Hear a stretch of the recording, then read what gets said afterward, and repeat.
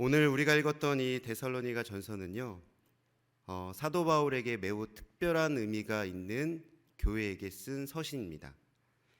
성경학자들은 사도 바울이 쓴 서신서 중에 오늘 이 데살로니가 전서가 가장 먼저 쓰여졌다라고 말하고 있습니다.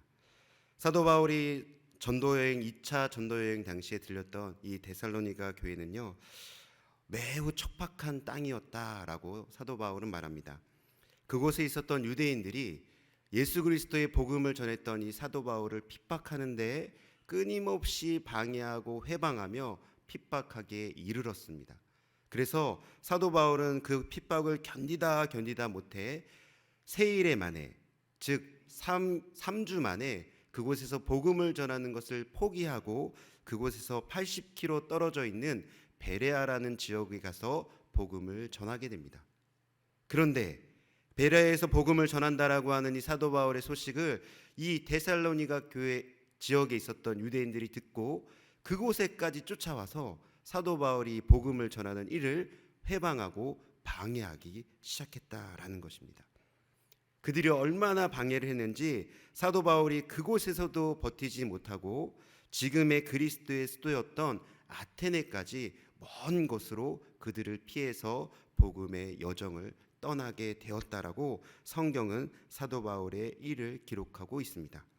그 정도로 데살로니가 지역은요, 복음을 전하기에 척박한 땅이었고 도저히 복음이 뿌리내릴 것 같지 않은 곳이었다라는 것입니다.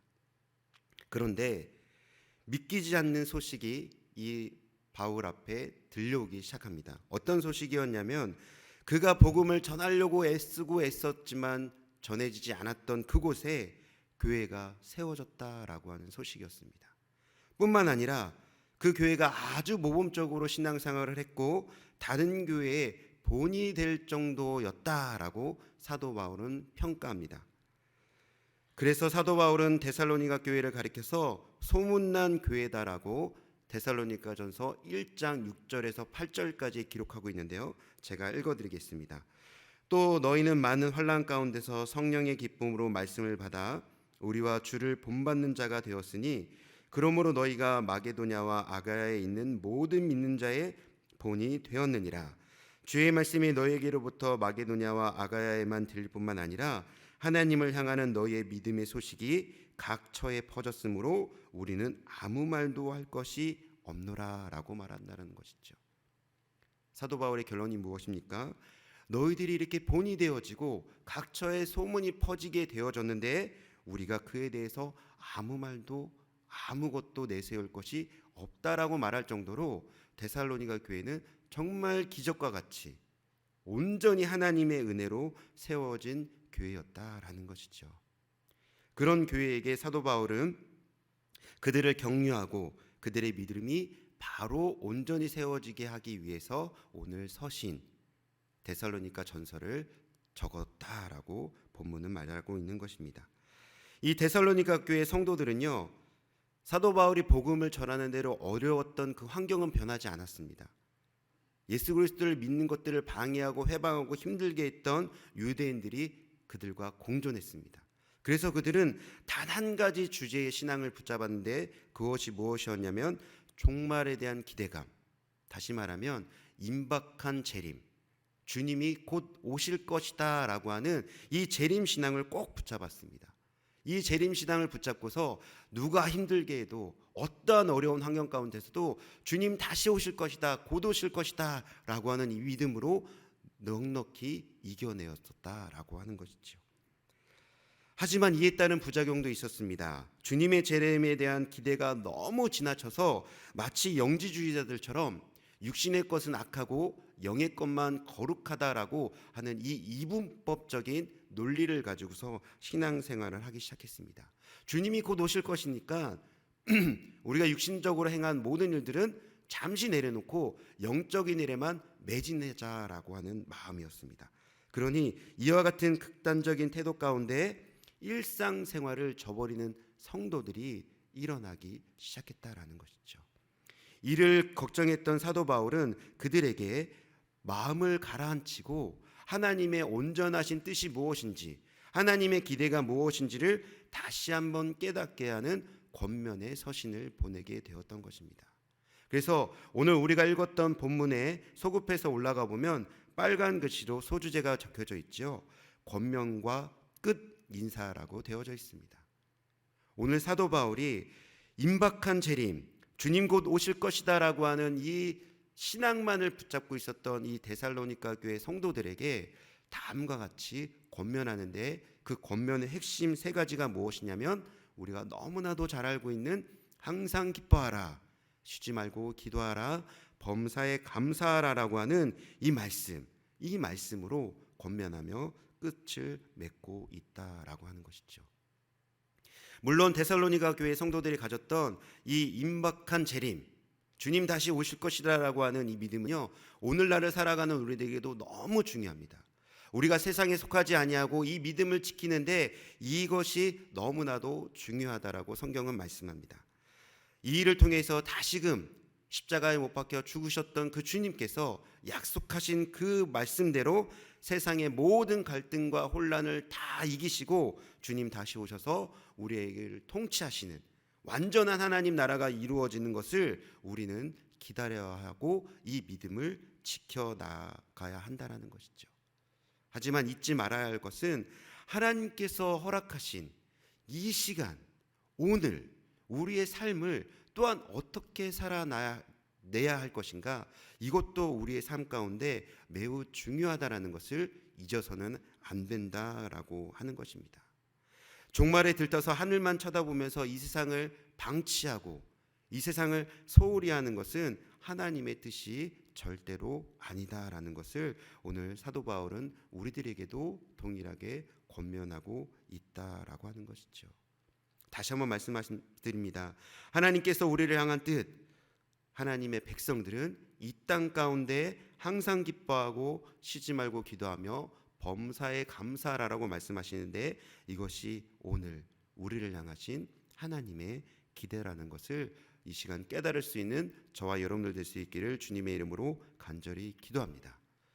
이 말씀을 우리는 신앙생활하면서 너무나도 많이 들었죠. 많은 설교를 통해서 또한 이 말씀을 즐겨 사모하시는 분들도 있을 것입니다. 그만큼 하나님께서 이 말씀을 통해서 우리에게 주시는 깊고 심오한 뜻, 또한 우리를 향한 배려와 소망이 이 말씀 가운데 함축되어져 있다는 것을 우리는 잘 알게 됩니다. 만약에 하나님의 기준으로 전지전능하신 하나님, 또한 만왕의 왕이신 하나님께서 그 기준에 맞게, 하나님에 맞게 기준을 세우셔서 우리에게 항상 기뻐하라, 쉬지 말고 기도하라, 범사에 감사하라고 하는 이 기대를 넘는 이 세상에 내가 만왕의 왕이니 너희도 그 하나님에 맞춰서 세상 가운데 1등을 해라, 모든 영역에서 1등을 하라라고 우리에게 기대하신다라고 하면 우리는 신앙생활을 할 수가 없습니다. 우리에게 부와 명예와 권력과 권세와 건강과 모든 것들로 가장 뛰어난 사람이 되어라라고 우리에게 요구하시고 기대하신다라고 한다면 우리가 그 기대에 충족해 드릴 수 있을까요? 아마도 없을 것입니다. 그 누구도 그와 같은 하나님의 기대가 있다라면 충족해 드리는 인생은 아마도 없을 것입니다. 하나님은 마치 부모가 자녀에게 기대하고 소망하고 바라는 그 바람, 항상 기뻐하는 것. 기도가 무엇이죠? 하나님과 대화하는 것이죠. 항상 그 부모와 대화하는 것. 또한 부모가 행한 일들에 대해서 진정 감사할 수 있는 이 세 가지를 하나님도 자녀된 우리들에게 바라고 기대하신다라고 하는 것을 우리가 깨닫기를 원하신다라고 하는 것입니다. 하나님은 기뻐하길 원하십니다. 기도하길 원하십니다. 감사하길 원하십니다. 이 뜻을 깨달을 수 있는 저와 여러분들 될 수 있기를 주님의 이름으로 간절히 축원합니다. 그런데 이 말씀을 들을 때마다 참 감동이 되고 소망이 되지만 우리의 마음 한켠을 불편하게 하는 것이 있습니다. 그것이 무엇이냐면 그것은 언제든지 어떤 조건에서든지 동일하게 이루어져야만 하는 것인데, 바로 기뻐하기는 하되 어떻게 기뻐하라고요? 항상 기뻐하라는 것입니다. 그리고 기도하긴 하는데 어떻게 기도하라고요? 쉬지 말고 기도합니다. 또한 감사하기는 하는데 어떻게 감사하라고요? 범사에, 모든 일에 감사하라고 하는 이 전제 조건이 붙으면서 갑자기 우리의 마음이 불편해지기 시작합니다. 이게 가능한가? 우리의 삶과 신앙생활을 해봤지만 이렇게 사는 것이 가능하지 않던데, 쉽지 않던데, 다시 결단하고 도전해보지만 그렇지 않던데 라는 것을 우리는 경험하게 됩니다. 그러니 이 말씀이 너무 기쁘고 소망이 되고 감사하기는 하지만 우리의 신앙생활과 우리의 삶과는 동떨어진 말씀으로 인식하고 받아들이는 경우가 많다라는 것이죠. 그런데 하나님, 우리 하나님은 우리에게 불가능한 것을 요구하실까요? 실현 불가능한 것, 이 땅 가운데서는 도저히 이룰 수 없는 것, 저 하늘나라에 가서만 이룰 수 있는 이 일들을 우리에게 말씀하시고 권면하고 계실까요? 그렇지 않음을 또한 깨달으시기를 주님의 이름으로 축원합니다. 그래서 하나님은 오늘 말씀을 주시되 이와 같은 일들이 이루어지는 진정한 전제 조건을 달아주셨다라는 것을 우리가 깨달아야만 합니다. 우리 18절을 한번 다 같이 읽겠습니다. 본문 18절입니다. 시작. 범사에 감사하라. 이것이 그리스도 예수 안에서 너희를 향하신 하나님의 뜻이니라. 아멘. 예수 안에서 이 일들이 가능하다라고 말씀하고 계심을 우리가 깊이 깨달아야만 하는 것입니다. 나의 의지로, 나의 노력으로, 나의 결단으로는 절대 불가능하다라는 것을 우리가 알고 있습니다. 다시 한번 우리의 초점이 나에게 있는 것이 아니라 말씀 가운데 진리로 말씀하시는 이 말씀, 그리스도 예수 안에서 이 일들이 이루어진다라고 하시는 이 은혜를 저와 여러분들이 이 시간 깨달아야만 한다라는 것이죠. 언제 기뻐할 수 있다고요? 언제 우리가 기도할 수 있다라고요? 언제 감사할 수 있다라고요? 바로 그리스도 예수 안에 있을 때 이 모든 일들이 우리의 삶 가운데 이루어진다라고 말씀합니다. 이 말씀, 이 전제 조건 다시 한번 우리가 깨달을 수 있기를 주님의 이름으로 축원합니다. 누가복음에 보면 예수님께서 이 땅 가운데 오신 이유와 목적을 분명히 기록하고 있습니다. 2장 10절에 보니까요, 온 백성에게 미칠 큰 기쁨의 좋은 소식이라 라고 말합니다. 온 백성에게 임한 기쁨, 그분이 바로 예수님이다 라고 하는 것이죠. 우리가 기뻐할 수 있는 이유는 무엇입니까? 바로 예수님 때문에 우리가 기뻐할 수 있다라고 말씀합니다. 이 세상을 살아가면 우리에게 기쁨이 되어지는 것을 많이 경험하게 됩니다. 대표적인 예가 우리의 자녀들이죠. 하나님께서 우리에게 자녀를 주셨을 때 그 첫 마음, 그 첫 기쁨 우리는 다 알고 있을 것입니다. 하지만 자녀가 주는 기쁨이 우리에게 영원하던가요? 늘 자녀를 바라보면서 여러분들 기뻐하십니까? 그렇지 않은 것을 또 경험합니다.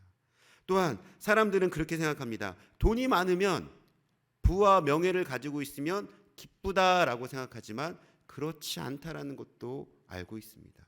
왜일까요? 세상이 주는 기쁨은요, 유한하고 가변적입니다.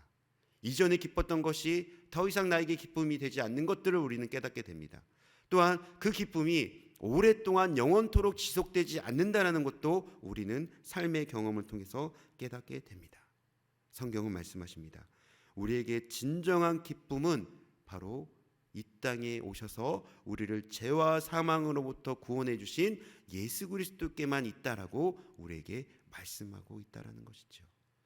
이 새벽을 통해서 우리의 기쁨의 이유가 되는, 조건이 되시는 우리 예수님을 꼭 만나고 돌아가실 수 있기를 주님의 이름으로 축원합니다. 이 예수 그리스도를 통해서 기쁨을 회복한 사람이 있습니다. 대표적인 인물이 누가복음 19장에 등장하는 세리장 삭개오입니다. 그는 우리가 부러워할 만한 부와 명예의 권세를 가지고 있었던 사람이었습니다. 그러나 그의 삶이 기쁘다라고 성경은 표현하고 있습니까? 그렇지 않지요. 외톨이였다. 불쌍했다.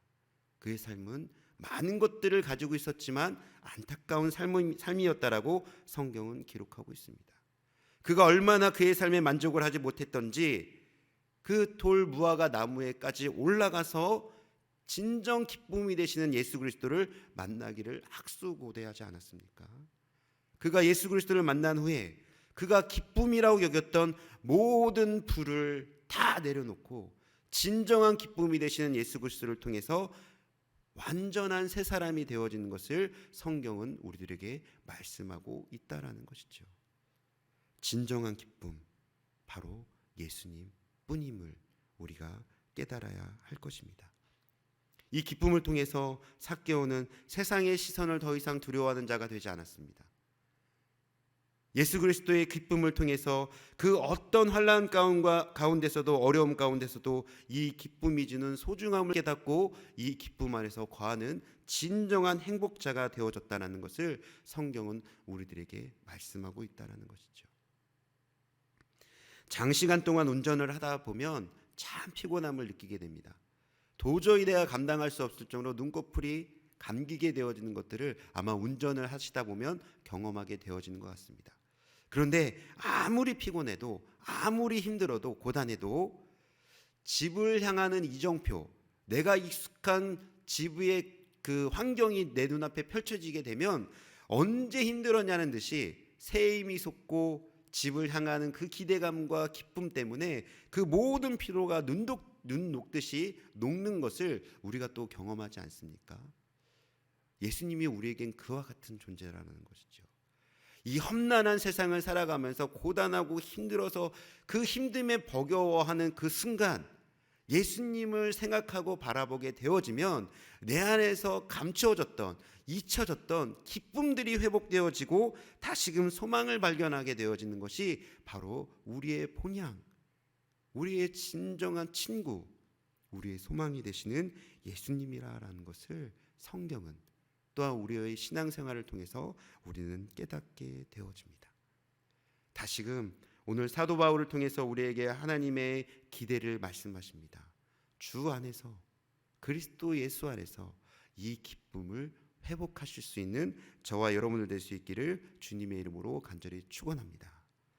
두 번째 권면합니다. 뭐라고 권면할까요? 17절에 쉬지 말고 기도하십시오라고 권면하고 있습니다. 쉬지 않고 기도한다. 우리가 지금 실천하고 있잖아요. 주 예수 그리스도시여 내게 자비를 베푸소서. 하루에 만보 혹은 여러분들에 맞는 그 걸음을 걸으면서 우리가 순간순간마다 주 예수 그리스도시여 내게 자비를 베푸소서라고 우리는 쉬지 않고 기도하고 있습니다. 여러분들이 기도를 하는 것에 대해서 여러분 불평이 있으십니까? 또 어려움이 있으십니까? 괴로움이 있으십니까? 아마도 없을 거라고 저는 확신합니다. 우리가 예수님께 이렇게 쉬지 않고 기도할 때 우리 마음 가운데 주님이 주시는 평강이 임하게 되고 부정적인 사고가 긍정적인 사고, 다시 말하면 하나님이 주시는 마음과 생각으로 바뀌어지는 것들을 우리는 경험하게 되어지는 것입니다. 그러니까 쉬지 말고 기도하라, 이 말을 권면 이상의 우리에게 진정한 기쁨과 만족과 우리의 삶을 변화시킬 수 있는 축복의 통로라라고 여러분들의 생각을 바꾸시기를 주님의 이름으로 간절히 축원합니다. 그것이 더 이상 우리에게 무거운 짐이 되어서는 안 됩니다. 기도하라고 하면 기도해야 되지, 기도해야 되는데 기도해 어떡하지, 이런 생각으로 기도하지 마시기를 부탁드린다라는 것이죠. 우리가 하나님 앞에 쉬지 말고 기도한다라는 것은 우리의 모든 순간의 삶이 하나님과 연결되어져 있다라는 것을 인지하고 인식한다라고 하는 그런 신앙의 태도가 담겨져 있는 행위다라는 것을 성경은 우리들에게 말씀하고 있습니다. 그래서 사도 바울은요, 빌립보서 4장 6절에 이렇게 말씀합니다. 아무것도 염려하지 말고 오직 모든 일에 기도와 간구로 너희 구할 것을 하나님께 아뢰라라고 말합니다. 우리가 신앙생활을 하다 보면 이럴 때가 있습니다.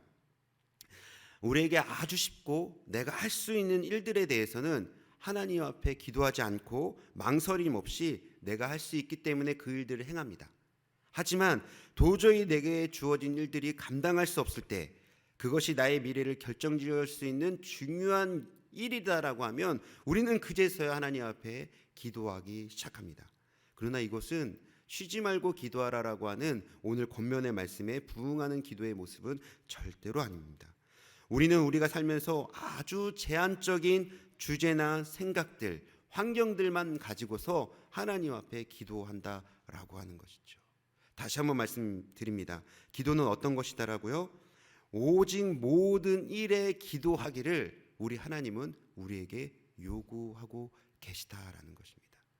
우리의 생각과 우리의 잣대로 우리의 기도 제목들을 재단하거나 제한해서는 안 된다라고 하는 것이죠. 모든 일에 사소한 것부터 중차대한 일들까지 하나님 앞에 기도하는 것이 바로 쉬지 말고 기도해야 한다라는 이 말씀을 풀어서 여러분들에게 말씀드리고 싶습니다. 여러분들 쉬지 말고 기도하십시오. 여러분들이 생각하실 때 제한적으로 하나님 앞에 기도하지 마십시오. 크든지 작든지 그것이 중요하든지 중요하지 않든지 간에 하나님 앞에 기도하시기를 축원합니다. 마치 어린아이가 모든 일에 엄마를 부르고 아빠를 부르듯이 우리가 하나님을 향해서 이 어린아이와 같은 믿음을 가질 때 쉬지 않고 기도할 수 있게 되어지는 것이죠. 이제는 내 머리가 커서 부모님을 의지하지 않고 이제는 내가 할 수 있어요 라고 말할 때 상대적으로 부모님의 마음에 드는 생각은 무엇이냐면 박탈감이다라고 합니다. 이제는 내 존재가 필요치 않은가? 이제는 나의 존재의 의미가 없는 것인가? 그런 생각이 들게 되어지죠. 우리 하나님은 그런 분이 아니시잖아요. 우리 하나님은 우리에게 끊임없이 요구하십니다. 쉬지 않고 기도하기를, 하나님과 끊임없이 관계를 맺기를, 하나님의 뜻을 구하면서 하나님께서 예배하신 그 길을 우리가 걸어갈 수 있기를 하나님은 우리에게 기대하신다라고 성경은 우리에게 말씀하십니다. 이것이 바로 우리에게 주신 하나님의 특권임을 깨달을 수 있기를 주님의 이름으로 간절히 축원합니다. 그럴 때 하나님은 말씀하십니다. 빌립보서 4장 7절에 그리하면 모든 지각에 뛰어난 하나님의 평강이 그리스도 예수 안에서 너희의 마음과 생각을 지키시리라. 우리가 쉼없이 하나님 앞에 기도하면 하나님께서 그것들을 들어주신다, 응답해 주신다라고 약속하셨다라는 것이죠. 사랑하는 성도 여러분, 쉬지 말고 기도하는 것이 우리에게는 숙제일 수 있습니다.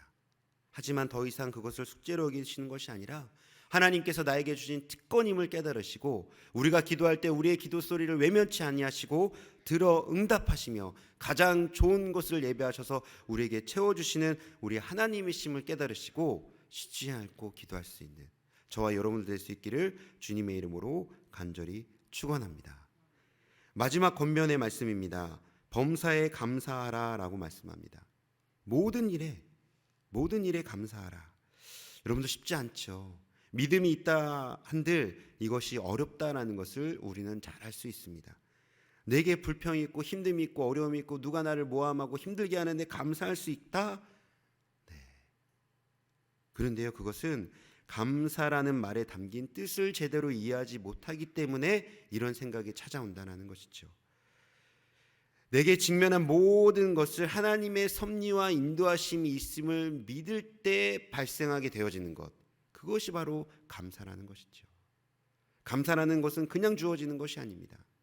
모든 상황을 하나님께서 인도하신다, 모든 나의 삶을 하나님께서 주관하신다, 하나님께서 이루어 가시고 성취해 가신다라고 하는 믿음이 있을 때 범사에 감사할 수 있게 되어지는 것입니다. 육신의 눈을 감으시고 하나님께서 이 일을 나에게 왜 허락하셨을까? 이 어려움을 나에게 왜 주셨을까? 그것들을 생각했을 때 감사하게 되는 것이 하나님께서 말씀하시는 범사에 감사라고 말씀하고 계시는 것이죠. 여러분들, 창세기의 마지막을 장식하는 사람이 등장하는데요, 바로 요셉입니다. 야곱의 11번째 아들로 태어나서 야곱에게 많은 사랑을 받은 아들이었습니다. 그러나 이 요셉에게는요, 하나님께서 좀 특별하게 역사하시는 것을 보게 됩니다. 그 이전에 아브라함과 이삭과 야곱에게는요, 그들에게 어려움이 닥치거나 그들에게 하실 말씀이 있으실 때 직접 친히 나타나셔서 말씀하시거나 천사를 통해서 그들을 도와주시고 인도하셨습니다. 그러나 요셉에게는 하나님이 그렇게 하지 않으셨어요. 그런데 요셉은요, 그와 같은 하나님의 반응에 대해서 어떻게 반응했냐면, 오늘 내게 무슨 일이 일어나든 내가 어디로 가든 여기에는 나를 사랑하시고 나를 선한 길로 이끄시는 하나님의 계획하심과 섭리가 있다라고 그는 확신했습니다. 형들이 자신을 시기해서 애굽의 종으로 팔았을 때도, 또한 모함을 받아서 감옥에 들어갔을 때도 그는 하나님을 원망하지 않았습니다. 불평하지 않았습니다. 하나님께 감사했었다라고 하는 것이죠. 그 이유가 무엇이라고요? 하나님이 그를 책임져 주시고 이 모든 일이 주님의 뜻 안에 있음을 그는 믿었기 때문입니다. 그래서 그는 창세기 50장 20절에 그렇게 고백합니다. 형들을 향해서 당신들은 나를 해하려고 하였으나 하나님은 그것을 선으로 바꾸셨습니다. 그러니 요셉은 아무리 힘들고 어려워도 하나님 앞에 감사할 수 있었던 것입니다. 모든 일에 감사하는 자를 하나님은 기억하시고 하나님께서 예비하신 선한 것을 그에게 베풀어 주시는 것을 우리에게 말씀하고 계시는 것이죠. 사랑하는 성도 여러분, 오늘 이 시간 우리가 많은 것을 생각해 보아야 할 것입니다. 내 삶에 진정 기쁨이 있는가? 내 삶에 기도가 쉼없이 이루어지고 있는가? 또한 모든 일에 내가 감사하고 있는가? 오늘 주시는 이 권면의 말씀을 통해서 우리가 이 세상 가운데 마라나타, 주 예수 그리스도시여 어서 오시옵소서라고 하는 이 나그네적인 삶을 살아가고 있는 우리들이지만 우리들에게 허락하신 이 순간, 오늘 우리의 삶을 하나님께서는 이 기대감을 가지시고 우리를 바라보고 계신다라고 하는 것입니다. 오늘 이 주님의 뜻을, 주님의 기대를 우리가 깨달아서 오늘 말씀대로 우리가 이 삶을, 우리 신앙생활을 삶으로 인해서 하나님 앞에 영광을 올려드리고 또한 우리가 이웃에게, 우리 성도님들에게 본이 되어지는 기쁨의 삶을 살 수 있는 저와 여러분들 될 수 있기를 주님의 이름으로 간절히 축원합니다.